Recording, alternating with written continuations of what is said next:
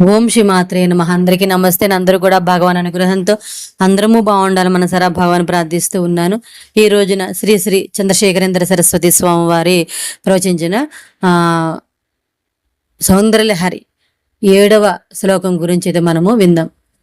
కొణత్కాంచీదామా కరికలభగంబస్తననత పరిక్షేణ మధ్యే పరిణత శరచంద్రవదన ధనుర్బాణాన్ పాసం శృణిమపి దధానాగరతలైః పురస్తాదాస్తాంనః పురమతితురాహో పురుషికా.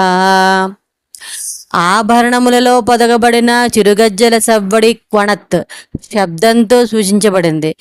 మొననూలుకు మేఖల అని పేరు. గజ్జలు పొదగబడిన మొలనూలును కాంచి అంటారు. లలితా సహస్రనామంలో ప్రస్తావించబడిన రణతింకిణి మేకల కొణత్కాంచీధామమునే సూచిస్తుంది. ఈ కాంచీధామమునే మణిమేఖల అని పిలుస్తారు. తెలుగులో వడ్డాణం అంటారు.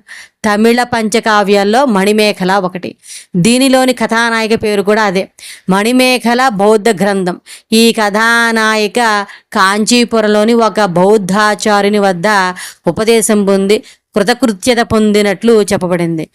ఆమె తన చివరి రోజుల్లో కాంచీపురంలోని ప్రజల క్షామంతో కడగండ్ల పాలవుతుంటే తన అక్షయ పాత్ర నుండి ఆహారం సృజించి అన్నార్తులకు మించి పెట్టిందంట. నిజానికి ఈ లీల కామాక్షిదేవిది. కామాక్షి పురాణాల నుండి వారు నకలు చేసుకున్నారు. కామాక్షి పురాణమే మణిమేఖల వృత్తాంతం నుండి నకలు చేయబడి ఉండవచ్చు కదా అని కొందరు భావించవచ్చు. మణిమేఖల కంటే పూర్వీకమైన సంగమగానంలోని ఒక కవయిత్రి పేరు కామకన్ని అంటే కామాక్షి. కామాక్షి ఆరాధన పురాతనమేదన్నప్పుడు పై వృత్తాంతంతో సహా కామాక్షి పురాణంలో అన్ని కథలు మణిమేఖల కంటే పురాతనమైనవే అనటంలో ఆశ్చర్యమేముంది. కామాక్షి ఒక అన్నదానమే కాదు, 32 దానాలు చేసిందని అవ్వయ్యారు పాడింది. సంప్రదాయంలోని 64 దానాలు కుదింపబడి 32గా చెప్పబడ్డాయి. ఇంతకీ మణిమేకల అంటే కాంచీ ఓడ్యాణము, గజ్జలు రత్నాలతో పతకబడిన మొలనూలు.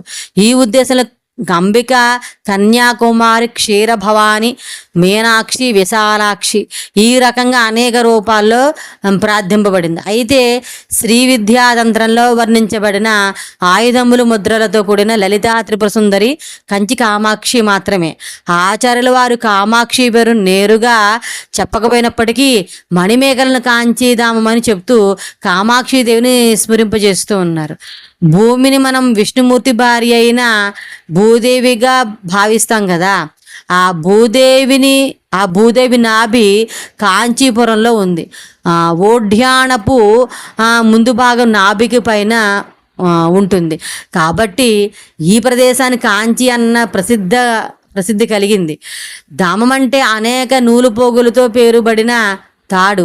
ఓడ్యాణం బంగారు దామములతో పేరుబడినది కాబట్టి ఆచార్యుల వారు దానిని కాంచీధామ అంటున్నారు.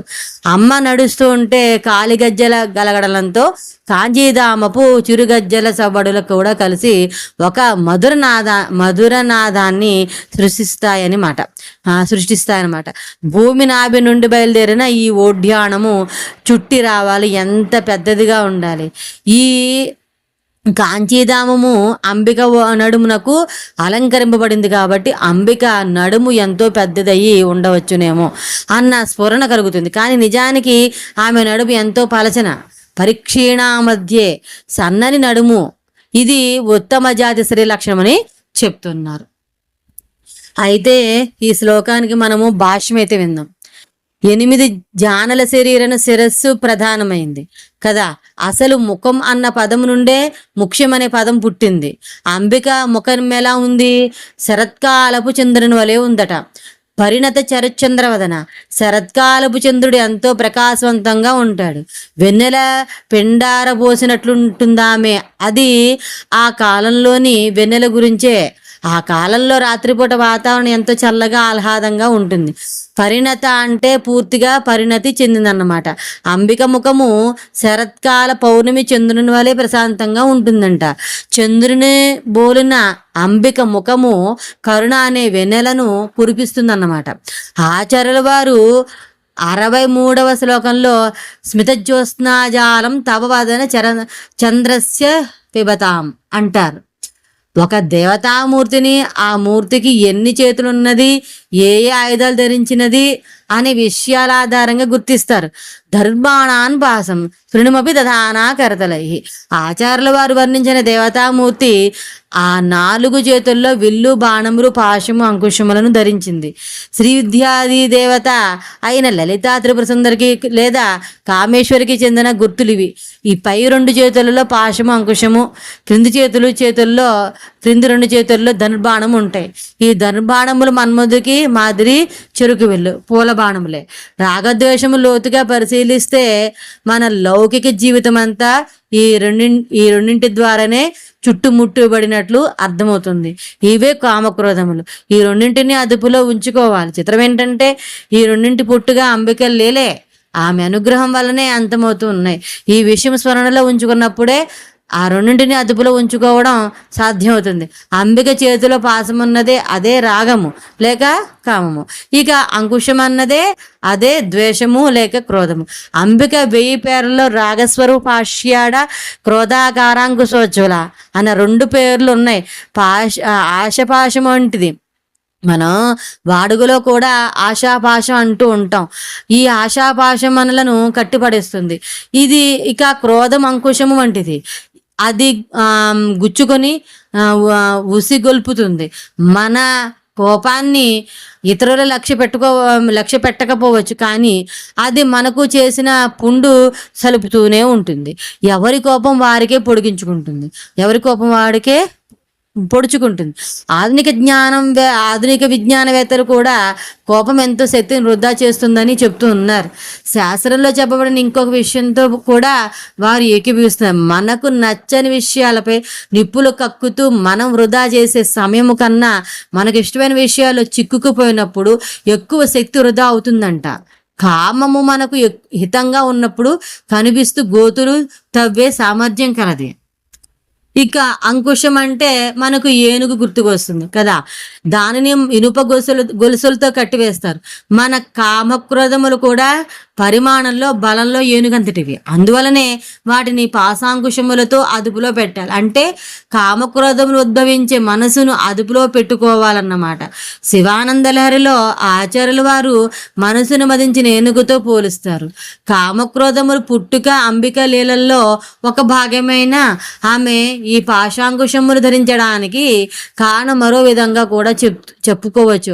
ఆమెను ప్రార్థిస్తే మనకు ఆమెపై ప్రేమ పాశాన్ని అంటే భక్తిని ప్రసాదించి ఇతర పాశముల నుండి దూరంగా లాగివేయగలదు. అమ్మా అంటూ ఆమె పాదములు చుట్టుకుని పోతే ఇతర బంధముల నుండి ముక్తి కలిగించే బంధాన్ని ప్రసాదించగలదు.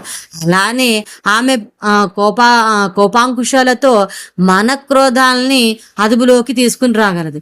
లలితా సహస్రనామ స్తోత్రంలో పాశాంకుశముల తరువాత ధనుర్బాణం చెప్పబడ్డాయి. ఇలా చెప్పడంలో ఒక ఔచిత్యం అయితే ఉంది. చెరుకు విల్లు, పుష్పబాణములు కామములతో బలిష్టమైన లౌకిక శృంగములకు చెందినవి. అవి మన్మధునకు ముఖ్యమైనవి. పాశం అన్ని కామములకు, అంకుశము క్రోధమునకు చెప్పబడింది.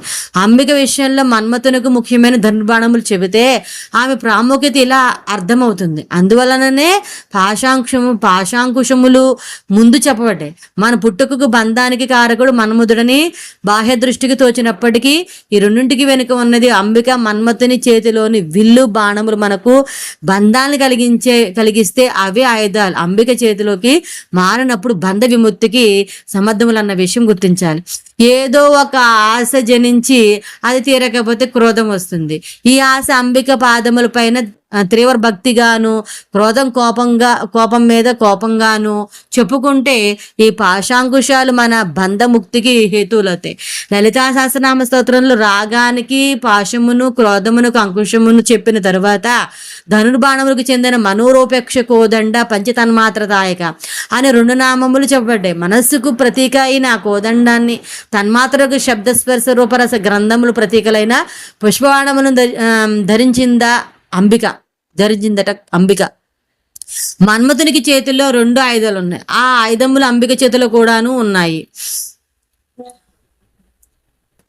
అయితే మన్మథుని చేతిలో ఉన్నప్పుడు అతని చేత విడువబడిన బాణములు మానవులకు ఇంద్రియలోలులను చేస్తాయి.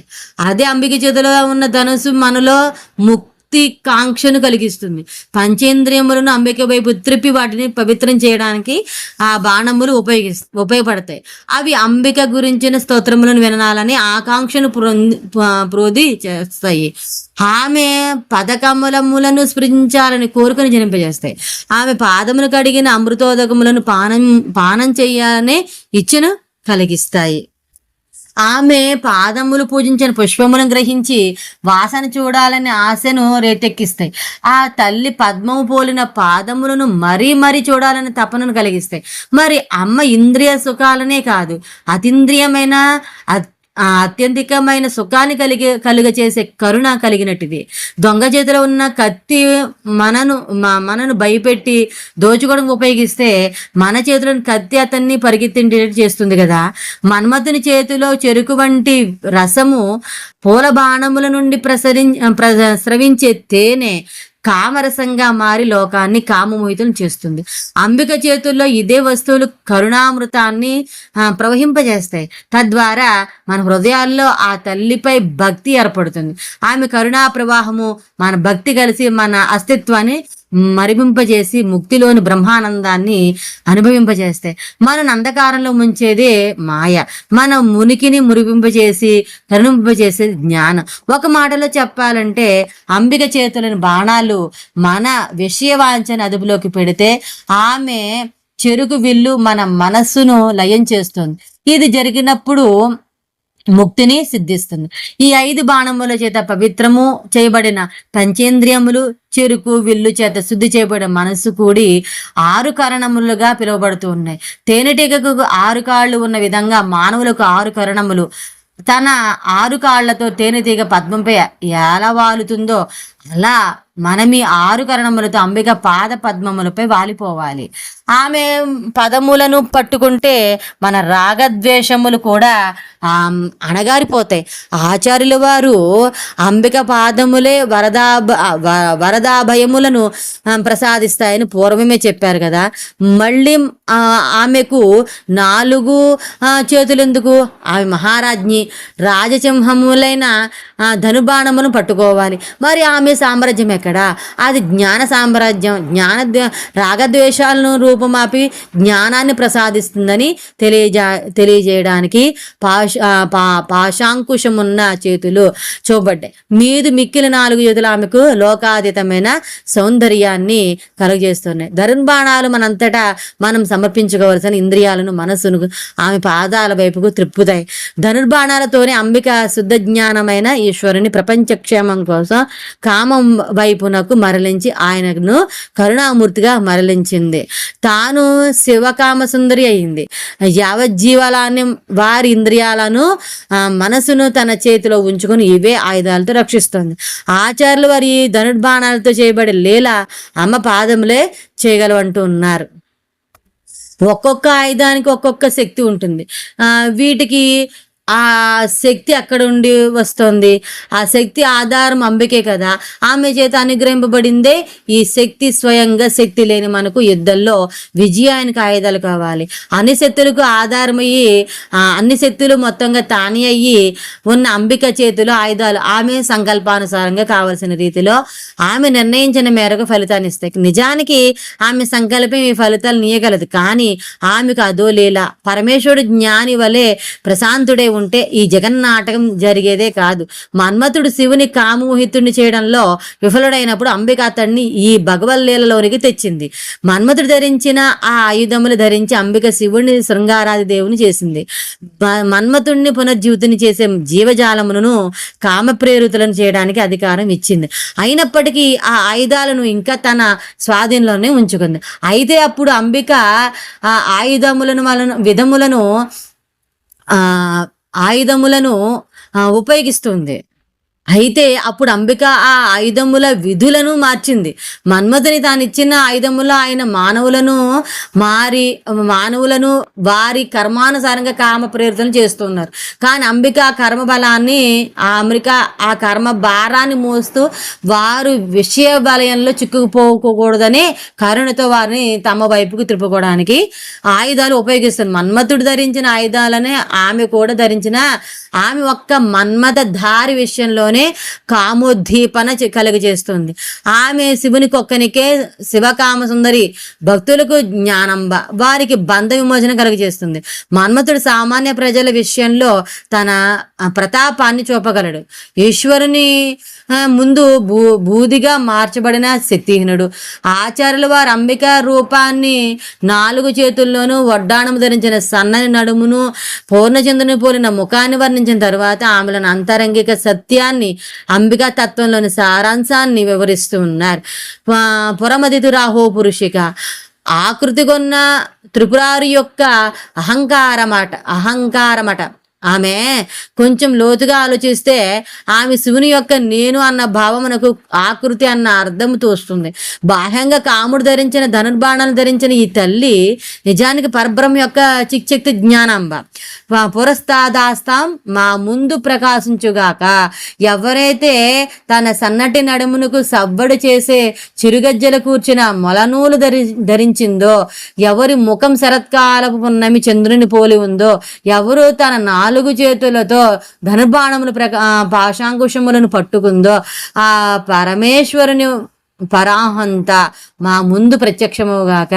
ఆచార్యుల వారు మనందరి ముందు అటువంటి తల్లి ప్రత్యక్షమవ్వాలని కోరుకున్నారు. నహా అంటే నేను అని కాదు, మేము అని అర్థం వస్తుంది. ఆచార్యుల వారు ఈ శ్లోకంలో ఎంతో అందంగా వర్ణించిన ఆ తల్లి రూపాన్ని మన అంతర్నేత్రంతో చూడగలము అని ఇక మన పని. తర్వాత మనము 8వ శ్లోకం గురించి అయితే విందాము. అంతవరకు స్వస్తి.